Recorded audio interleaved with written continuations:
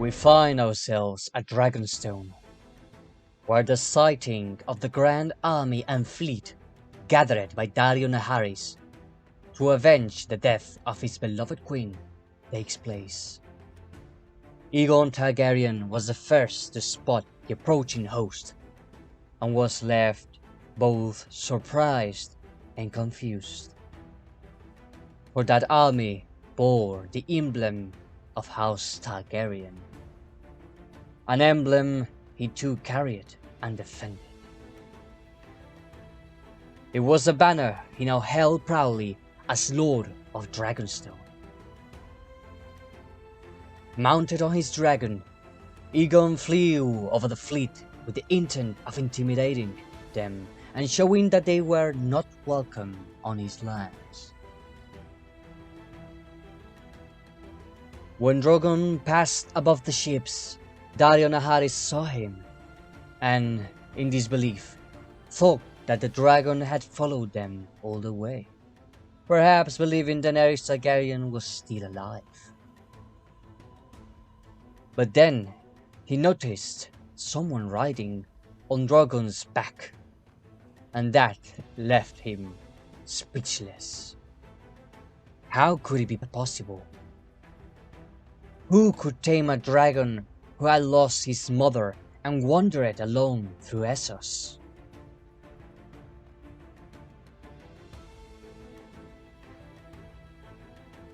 Dario Naharis was confused and unsure of what to think, but he knew he would find answers in that fortress. Drogon and Aegon returned to Dragonstone, and Dario disembarked with one of his ships on the island shore. With a small detachment, he approached the gates of the stronghold, requesting an audience with the lord of those lands.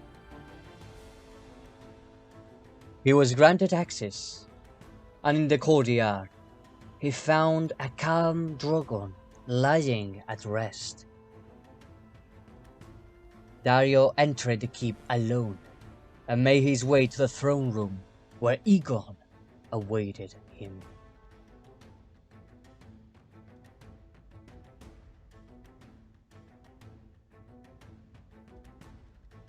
The moment had come. Two former lovers of Daenerys locked eyes. Dario recognized the description Grey Worm had once given him of the Queen's killer, but it seemed strange. How could this man have murdered Daenerys if Drogon had accepted him? Dario drew closer and asked the Lord of Dragonstone his name. The Lord replied that he was Aegon Targaryen, nephew of Daenerys, Lord of Dragonstone and rightful heir to the Iron Throne. Dario's confusion deepened.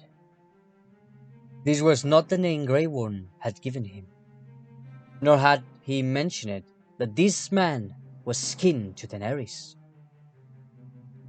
He had expected Jon Snow, the murderer of his queen. Dario asked about that name, and Aegon admitted it had once been his, but that name had been carried away by the wind.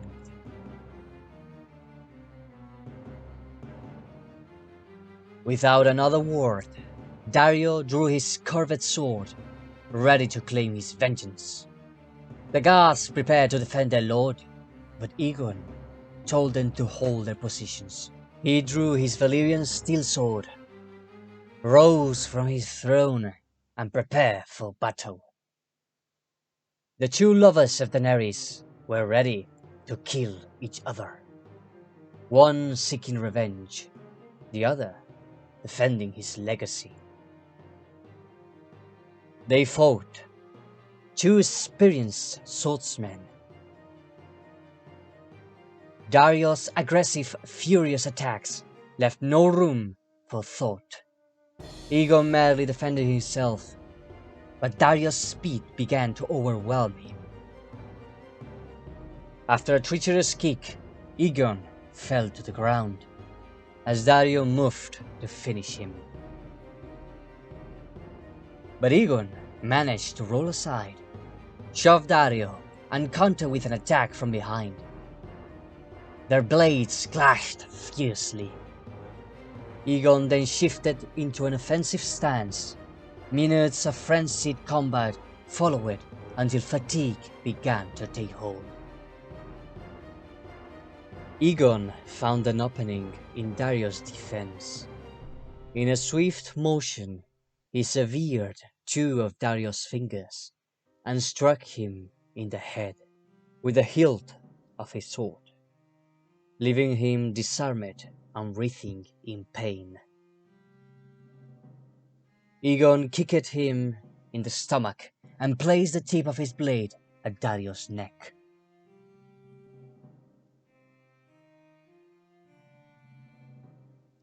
Egon admitted Daenerys' death, but said it was madness that truly killed her. He loved her deeply, but the woman he loved had become a lunatic, intent on slaughtering the innocent and defenseless of Westeros. He spoke of the horrors he witnessed, a city full of life burned to the ground, even the poor children left to die. That woman was no longer Daenerys Targaryen. And that was why he ended her life. He told Dario that Drogon witnessed it all, and in the end forgave him.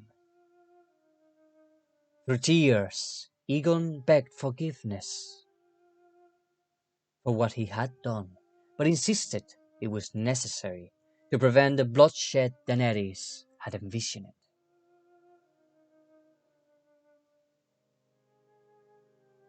Dario saw in his eyes that Egon spoke the truth, and that his love for Daenerys was real. He acknowledged his defeat and asked Egon to kill him. But, unexpectedly, Egon spared his life and offered his hand to help him up. Egon asked Dario to join him, that together they could fulfill the dream that madness had stolen from Daenerys, to claim the throne of the Six Kingdoms and restore the legacy of House Targaryen.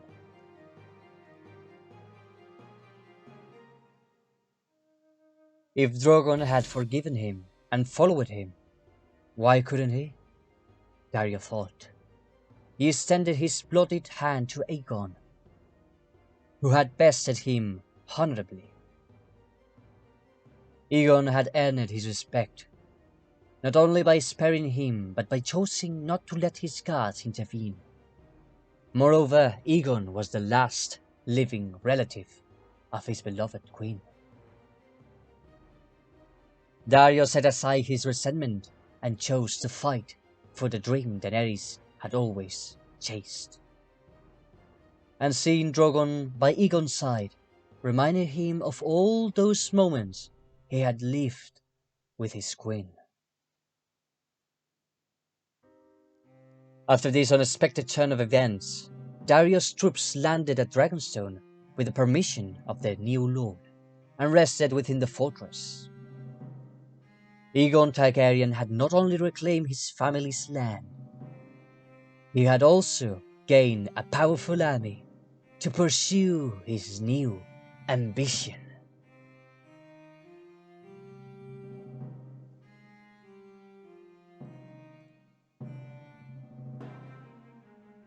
Meanwhile, in King's Landing, King Brandon Stark resolved the issue with the Dothraki by granting his uncle Edmure Tully the lands of Harrenhal. Soon after, the arrival of two ravens unsettled the king. One brought news from the Reach. House Florent had observed strange military movements from House Hightower and feared an uprising was imminent. The second raven came from House Velaryon, reporting a massive army and fleet stationed at Dragonstone, bearing the Targaryen banner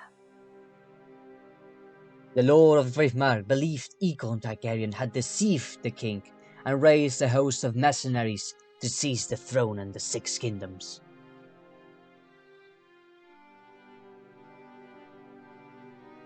Alarmed, the king ordered a full mobilization of his forces and sent ravens to all houses of Westeros, including House Stark, despite the North's independence, to help restore peace and order. He also sent a raven to Aegon Targaryen, requesting an explanation for the appearance of this army, and another to House Hightower, demanding an account of their troop movements. If the latter were meant to rebel against the crown, Brandon warned that Gunthor Hightower, son of the Lord of Oldtown, would be executed.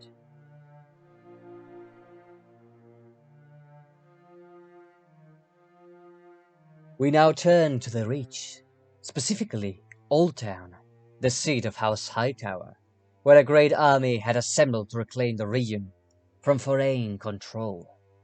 The formidable force numbered around 1,200 disciplined soldiers, ready to die for the rebellion and their Lord Lytton Hightower. Civilians capable of wielding a sword were still being recruited and mobilized. Meanwhile, House Redwyne's forces advanced to the ships to sail for Oldtown and unite with Hightower's army. But the true strength of the rebellion lay not on land, but at sea. The combined fleets of House Hightower, Redwyne, and Greyjoy gave them overwhelming control of Westeros waters.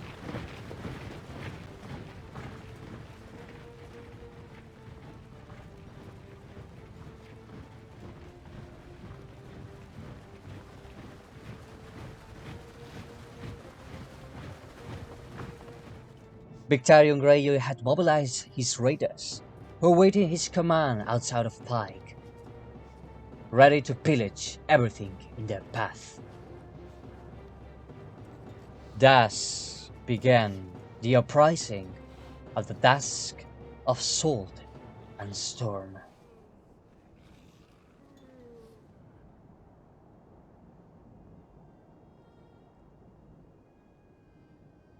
After so much military tension, we shift now to the calm after the storm in the north, following the bloody wedding of Queen Sansa Stark. Great tensions arose. If the queen were to die from her wounds, the heir to the throne would be Brandon Stark, king of the Six Kingdoms, ending northern independence and uniting the two crowns. Northern lords gathered in Winterfell to uncover who was behind the attack on their queen. Arya Stark, who had saved her sister from certain death, was also present.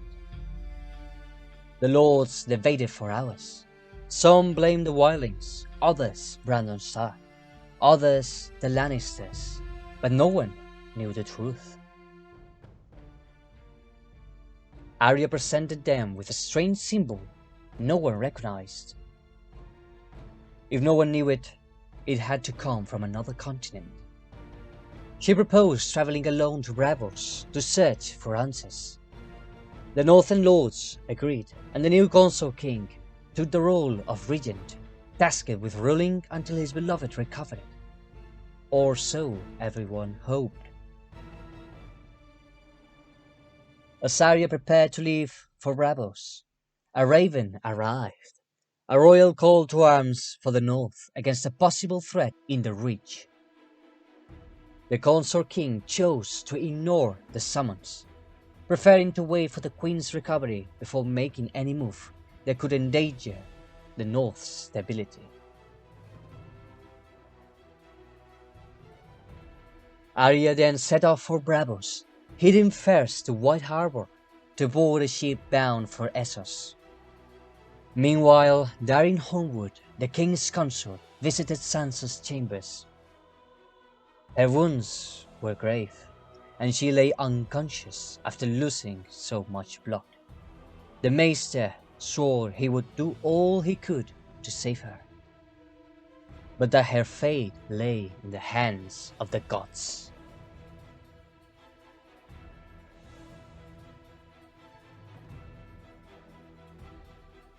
Darin sent a raven to King's Landing, explaining the North situation and the uncertainty it faced.